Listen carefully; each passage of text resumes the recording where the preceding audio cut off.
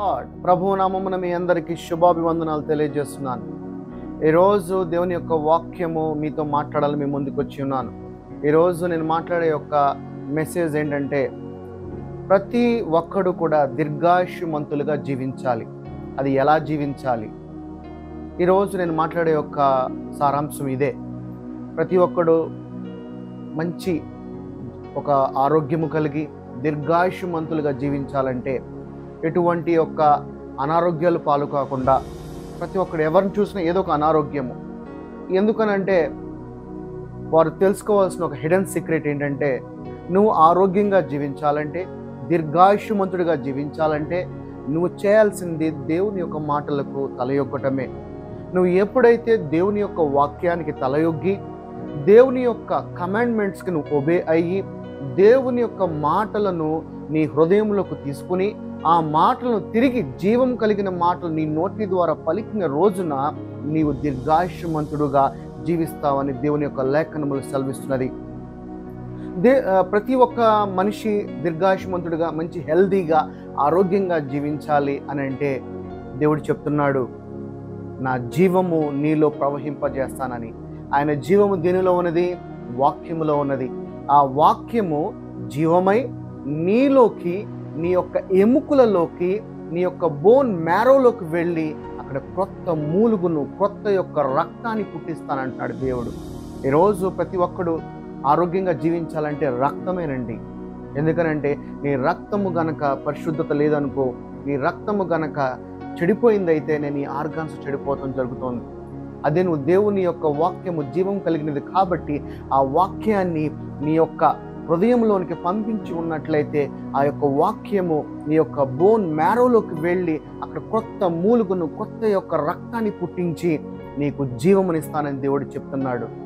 ఇంత గొప్ప దేవుడు నీతో మాట్లాడుతున్నప్పుడు నువ్వు దేవుని యొక్క వాక్యమునికి తలెగ్గుతున్నావా? వాక్యం అంటే ఆదివారం ఒకరోజు వచ్చి దేవుని యొక్క వాక్యాన్ని చూడటం కాదు. ప్రతిరోజు దేవుని యొక్క వాక్యాన్ని వినాల్సిందే. ప్రతిరోజు నువ్వు దేవుని యొక్క వాక్యాన్ని నువ్వు వినాల్సిందే. నీ శరీరానికి ఆహారం ఎలా ఇస్తున్నావో అలాగే నీ ఆత్మకి ఆహారము ఆయన యొక్క జీవం కలిగిన వాక్యమే. నీవు గనక దీర్ఘాయుష్మంతులుగా ఆరోగ్యవంతులుగా మీరు జీవించాలంటే నా సహోదరి, నా సహోదరుడా, మై డియర్ ఫ్రెండ్స్, నేను చెప్తున్నాను, మీరు వినండి ఇది. ఎందుకనంటే వాక్యము ప్రతిరోజు తినండి. పనికిరాని శరీరానికి, మృతి చెందిన శరీరానికి నువ్వు ప్రతి నిమిషము ఆహారం ఇస్తున్నావు, కానీ నిన్ను జీవింప చేసేది ఆత్మ, దేవుని యొక్క స్పిరిట్, జీవము. ఆ జీవానికి ఆహారం ఏంటంటే దేవుని యొక్క వాక్యమే. నువ్వు దేవుని యొక్క వాక్యం ఇచ్చిన రోజున ఈ యొక్క వాక్యం అనేది కనుక నువ్వు ప్రతిరోజు తింటేనే దేవుడు యొక్క కృప నీ మీద ఎప్పుడు ఉంటుంది. నీ యొక్క ఎముకలలో, ఎండిన ఎముకలలో కూడా జీవం కలిగించే దేవుడు నీకు తోడై ఉన్నాడు. ఆయన ఒక వాక్యమే. దేవుడు ఏమంటున్నాడంటే, నీ యొక్క బోన్ మ్యారోలోకి వెళ్ళి అక్కడికి వెళ్ళి కొత్త రక్తాన్ని పుట్టించి నేను దీర్ఘాయుష్మంతుడిగా జీవింపచేస్తానంటున్నాడు. దేవుని యొక్క లేఖనములు, కొద్దిపాటి లేఖనములు ఈరోజు మనం చూద్దాం. సామెతల గ్రంథము 4:20 మంచి మాటలు చెప్తున్నాడు. ఇక్కడ, నా కుమారుడా, నా మాటలను ఆలకింపుము, నా వాక్యములకు చెవియొగ్గుము. ఆయన మాటలను ఆలకించాలంటున్నాడు. ఆయన యొక్క వాక్యములకు, జీవం కలిగిన వాక్యముకు నువ్వు చెవియమంటున్నాడు. నీ కన్నుల ఎదుట నుండి ఏదైతే వాక్యాన్ని చదువుతున్నావో దాని గురించి అంటున్నాడు. వాటిని తొలగిపోనీయకము, నీ హృదయం అందు వాటిని భద్రము చేసుకొనము. దేవుని యొక్క వాక్యమును నీ కనుల ఎదుట నుంచి పోనీయకము అంటున్నాడు. ఆ హృదయంలో ఆ వాక్యాన్ని భద్రం చేసుకోమంటున్నాడు. నా సహోదరి, నా సహోదరుడా, అయితే దొరికిన వారికి, ఏ వాక్యం అయితే నువ్వు చదువుతున్న ఆ వాక్యాన్ని నీ హృదయంలో భద్రపరుచుకున్న వారికి దేవుడు ఏమంటున్నాడు చూడండి, అవి జీవము, వారి సర్వ శరీరమునకు ఆరోగ్యమును ఇచ్చును అంటున్నాడు. ఆ వాక్యమును కనుక నీ హృదయంలో భద్రపరుచుకుండి ఉన్నట్లయితే దేవుడు ఏమంటున్నాడు, నీ యొక్క సర్వ శరీరమునకు ఆరోగ్యము అంటున్నాడు. మరి ఆరోగ్యముకు కావాల్సింది టాబ్లెట్స్ కాదు, డాక్టర్ రిపోర్ట్స్ కాదు, డాక్టర్ దగ్గర పరిగెత్తడం కాదు. ముందు దేవుని యొక్క వాక్యాన్ని నీ హృదయంలో భద్రపరుచుకో. దేవుని యొక్క వాక్యాన్ని చదవటానికి నీ చెవి యొగ్గుము. ఆ తర్వాత దేవుని యొక్క వాక్యము ఏం చేస్తుందంటే నీలో, నీ మూలుగులో, నీ బోన్ మ్యారోలో దేవుని యొక్క జీవమును పుట్టించి, క్రొత్త రక్తాన్ని పుట్టించి నీ యొక్క ప్రతి ఆర్గాన్ని సరిగ్గా పనిచేయటానికి ఆ రక్తం ఎంతగానో తోడ్పడుతుంది. అలాగే అదే సామెతలు 4:10 దేవుడు ఏమంటున్నాడంటే, ఇలాగ నువ్వు దేవుని యొక్క వాక్యాన్ని కనుక నీ హృదయంలో భద్రపరుచుకుంటూ ఉన్నట్లయితే ఆ వాక్యము ద్వారా నీ మూలుగులకు కొత్త రక్తం పుట్టినప్పుడు నువ్వు ఎలా జీవిస్తావు? శక్తిమంతుడుగా, ఆరోగ్యమంతుడుగా, దీర్ఘాయుష్యమంతుడుగా జీవిస్తావు. దేవుడు యొక్క మాట చెప్తున్నాడు. ఇక్కడ ఏమంటున్నాడు? సామెతలు 4:10 ఏమంటున్నాడు? నా కుమారుడా, నీవు ఆలకించిన మాటలను అంగీకరించిన ఎడల నీవు దీర్ఘాయుష్యమంతుడు వగుదవు.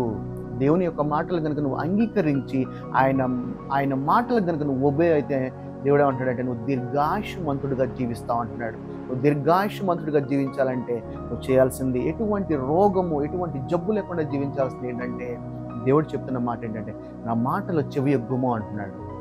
నా సహోదరి, నా సహోదరుడా, ఈరోజు నువ్వు చెవి ఎగ్గుతున్నావా ఆయన మాటలకి? ఆయన వాక్యము నీలో నీ నోటి ద్వారా పలుకుతున్నావా? లోకం వైపు పరిగెడుతున్నావు, లోకంలో ఉన్న రంగుల కోసం పరిగెడుతున్నావు, కానీ దేవునిలోనే సమస్తం ఉన్నదని ఎందుకు గ్రహించలేకపోతున్నావు? ఈ లోకంలో ఉన్న రంగులే ఇంత గొప్పగా ఉంటే ఈ లోకాన్ని సృష్టించిన దేవుడి దగ్గర ఇంకెంత గొప్ప సృష్టి ఉండి ఉండనట్లు అది ఎందుకు గ్రహించలేకపోతున్నావు? ఈ లోకమే ఇంత నీకు అందంగా కనపడుతున్నప్పుడు ఈ లోకాన్ని సృష్టికర్త దగ్గర ఇంకెంత అందమైన టెక్నాలజీ కానీ ఎంతగా ఉండి ఉండొచ్చు. తెలుసుకోండి నా సహోదరి, నా సహోదరులారా, దేవుని యొక్క మాటలకు తలవయొగ్గండి. అలాగే సామెతల గ్రంథము 3:8 కూడా మంచి మాటలు చెప్తున్నాడు. ఇక్కడ ఏమంటున్నాడు? ఎప్పుడైతే ఆ వాక్యాన్ని నువ్వు తలయొగ్గి ఉన్నట్లయితే దేవుడు ఏమంటున్నాడు చూడండి ఇక్కడ, అప్పుడు నీ దేహమునకు ఆరోగ్యమును నీ ఎముకలకు సత్తువ కలుగజేయును. ఎందుకనంటే నీ ఎముకలలోనే ఉంది సమస్తము. ఎందుకంటే అక్కడే ఎముకలలోనే ఆ బోన్ మ్యారోలోనే కొత్త మూలుగ తయారవుతుంది. ఆ కొత్త మూలుగ ఏంట్రా అనంటే నీ యొక్క బ్లడ్ సెల్స్ తయారవుతాయి. అక్కడికి జీవం పంపిస్తా అంటున్నాడు. జీవాన్ని. అలాగే హెబ్రీయులు 4:12 కూడా చాలా మంచి మాటలు చెప్తున్నాడు. ఇది కూడా చూద్దాం. హెబ్రీయులు 4:12, ఎందుకనగా దేవుని వాక్యము సజీవమై, దేవుని యొక్క వాక్యం ఏమైనదంట? జీవమై ఉన్నదంట, బ్రతికి ఉన్నదంట. సజీవమై బలము కలదై రెండంచులు గలయుటువంటి ఖడ్గము కంటెను వాడిగా ఉండి ప్రాణాత్మలను, కీళ్లను, మూలుగును విభజించనంత మట్టుకు నీ యొక్క బోన్ మ్యారోలో ఎక్కడ దాకా దేవుని యొక్క జీవమైన రక్తమును పుట్టించడానికి ఆ వాక్యము ప్రవహిస్తుందంట. ఈ ఎముకల్లోకి చీల్చుకుంటూ వెళ్ళి ఆ ఎముకల్లో నీ యొక్క మూలుగును, కొత్త రక్తాన్ని పుట్టిస్తా అంటున్నాడు. మరి ఈరోజు నువ్వు సిద్ధంగా ఉన్నావా?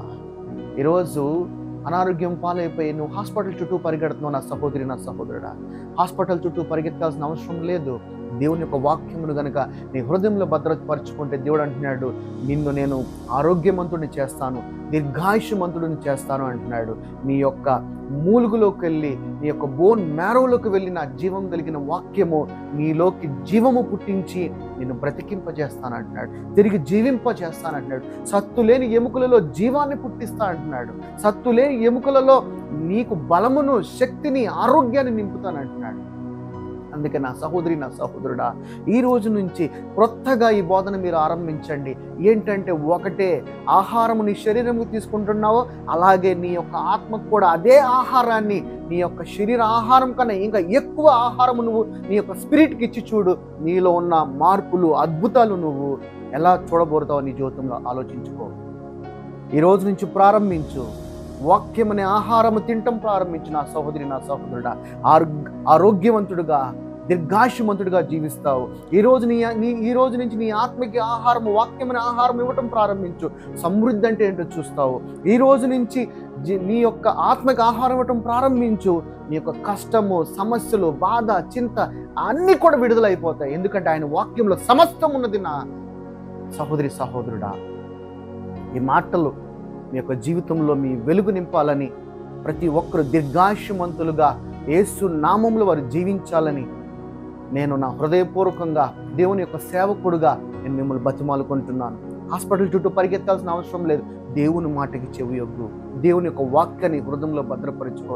దేవుని వాక్యము జీవమై ఉన్నది కాబట్టి ఆ వాక్యము నీ యొక్క బోన్ మ్యారోలకు వెళ్ళి నీ మూలుగును పుట్టిస్తా, అంటే నీ యొక్క బ్లడ్ సెల్స్ని పుట్టిస్తా అంటున్నాడు, జీవాన్ని పుట్టిస్తా అంటున్నాడు. ముందు దీన్ని నువ్వు ప్రయత్నించు. ఆ తర్వాత హాస్పిటల్, ఆ తర్వాత బ్లడ్ రిపోర్ట్స్, ఆ తర్వాత ఎటువంటి స్కాన్స్ అయినా కానీ ముందుగా దేవుని యొక్క వాక్యాన్ని నువ్వు చెవి ఎగ్గి చూడు. ఈ రోగము నీ నుంచి వదిలి వెళ్ళకపోతే అప్పుడు నువ్వు అడిగి చూడు. దేవుడు గొప్ప దేవుడు, నమ్మదగిన వాడు, నిన్ను చూచే దేవుడు, నీకు సహాయం చేసే దేవుడు. God bless you all. ఈ వాక్యం మిమ్మల్ని అందరినీ దీవించాలి, మీ హృదయాలలో వెలుగు నింపాలని ప్రభు పేరట అడుగుచు. Praise Lord. God bless you. Thank you. Amen.